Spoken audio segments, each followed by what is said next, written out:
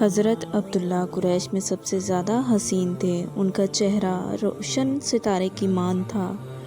قریش کی بہت سی لڑکیاں ان سے شادی کرنا چاہتی تھیں، مگر حضرت عبداللہ کی حضرت آمنہ سے شادی ہوئی۔ حضرت آمنہ وہب بن عبد المناف بن زہرہ کی بیٹی تھیں۔ شادی کے وقت حضرت عبداللہ کی عمر 18 سال تھی۔ جب یہ شادی کے لیے اپنے والد کے ساتھ جا رہے تھے تو راستے میں ایک عورت کعبہ کے پاس بیٹھی نظر آئی۔ یہ عورت ورقہ بن نوفل کی بہن تھی، جو قریش کے قبیلے کے بڑے عالم تھے۔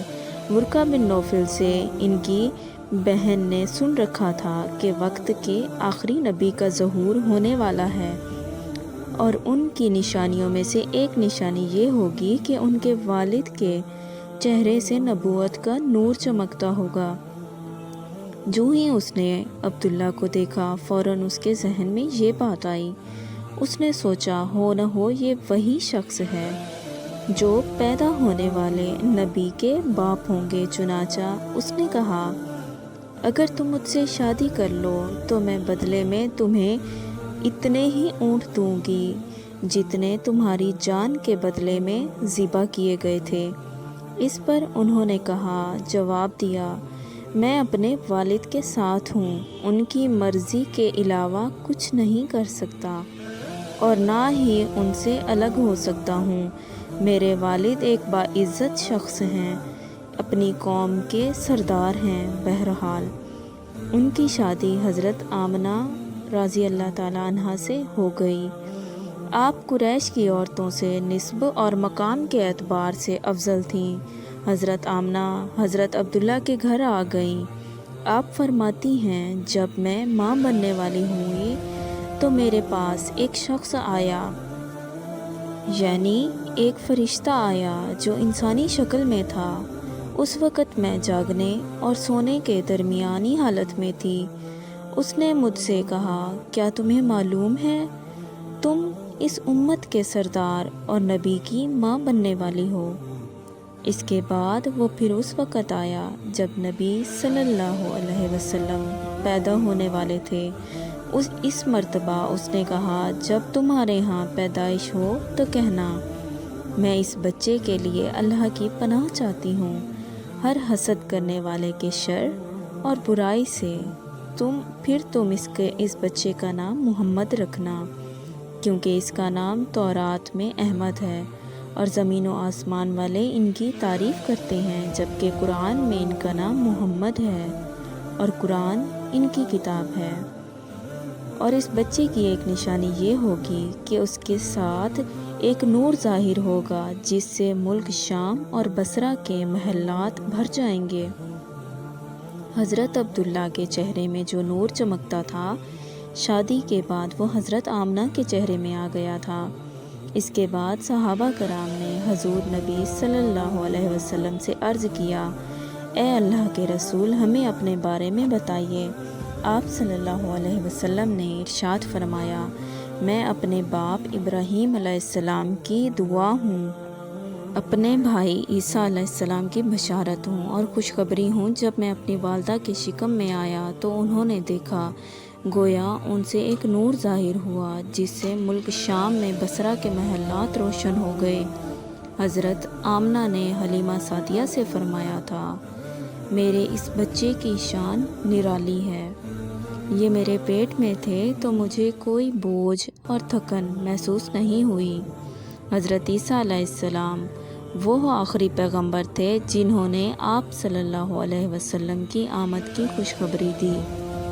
اس بشارت کا ذکر قرآن کی سورہ صف میں اللہ تعالیٰ نے ارشاد فرمایا، اور اسی طرح وہ وقت بھی قابل ذکر ہے جبکہ عیسیٰ ابن مریم نے فرمایا ہے، اے بنی اسرائیل، میں تمہارے پاس اللہ کا بھیجا ہوا آیا ہوں کہ مجھ سے پہلے جو تورات آ چکی ہے میں اس کی تصدیق کرنے والا ہوں، اور میرے بعد جو ایک رسول آنے والے ہیں ان کا نام احمد ہوگا، میں ان کی بشارت دینے والا ہوں۔ جب حضرت عیسیٰ علیہ السلام یہ بشارت سنا چکے تھے، اس لیے ہر دور کے لوگ آپ صلی اللہ علیہ وسلم کی آمد کا انتظار کر رہے تھے۔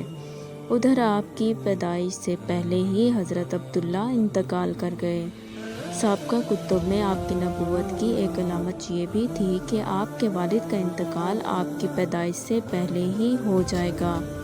حضرت عبداللہ ایک تجارتی قافلے کے ساتھ تجارت کے لیے گئے تھے۔ اس دوران بیمار ہو گئے اور کمزور ہو کر لوٹے۔ قافلہ مدینہ منورہ سے گزرا تو حضرت عبداللہ اپنے ننیھال بنو نجار میں ٹھہرے۔ ان کی والدہ بنو نجار سے تھی۔ 1 ماہ تک بیمار رہے اور پھر انتقال کر گئے۔ انہیں یہیں دفن کر دیا گیا۔ تجارتی قافلہ جب بغیر حضرت عبداللہ کے مکہ مکرمہ پہنچا اور حضرت عبد المطلب کو جب پتہ چلا کہ ان کے بیٹے حضرت عبداللہ بیمار ہو گئے ہیں اور مدینہ منورہ میں اپنی ننیھال میں ہیں، تو انہیں لانے کے لیے عبد المطلب نے اپنے بیٹے زبیر کو بھیجا۔ جب یہ وہاں پہنچے تو حضرت عبداللہ کا انتقال ہو چکا تھا۔ مطلب یہ کہ آپ صلی اللہ علیہ وسلم اپنے والد کی وفات کے چند ماہ بعد پیدا ہوئے۔ حضور پاک صلی اللہ علیہ وسلم جب اس دنیا میں تشریف لائے تو ان کی آمل کٹی ہوئی تھی۔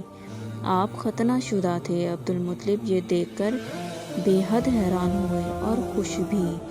وہ کہا کرتے تھے کہ میرا بیٹا نرالی شان والا ہوگا۔ آپ صلی اللہ علیہ وسلم کی پیدائش سے پہلے مکہ کے لوگ خشک سالی اور قحط کا شکار تھے، لیکن جوں ہی آپ صلی اللہ علیہ وسلم کا دنیا میں تشریف لانے کا وقت آیا، بارشیں شروع ہو گئیں، خشک سالی دور ہو گئی، درخت ہرے بھرے ہو گئے اور پھلوں سے لد گئے، زمین پر سبزہ ہی سبزہ نظر آنے لگا۔ پیدائش کے وقت آپ اپنے ہاتھوں پر جھکے ہوئے تھے، سر آسمان کی طرف اٹھا ہوا تھا، آپ کی مٹھی بند تھی، شہادت کی انگلی اٹھی ہوئی تھی، سجدے کی سی حالت میں تھے۔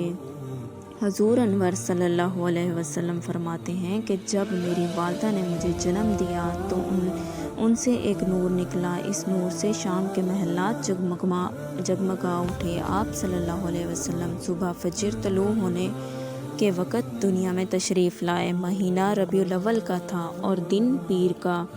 آپ کو پیر کے دن ہی نبوت ملی، پیر کے روز ہی آپ نے مدینہ منورہ کی طرف ہجرت کی اور پیر کے روز ہی آپ صلی اللہ علیہ وسلم کی وفات ہوئی۔ امید کرتی ہوں آپ کو ویڈیو پسند آئی ہوگی۔ اگر آپ چینل پر نئے ہیں تو ضرور سبسکرائب کیجیے گا اور اپنی دعاؤں میں یاد رکھیے گا۔ اللہ حافظ۔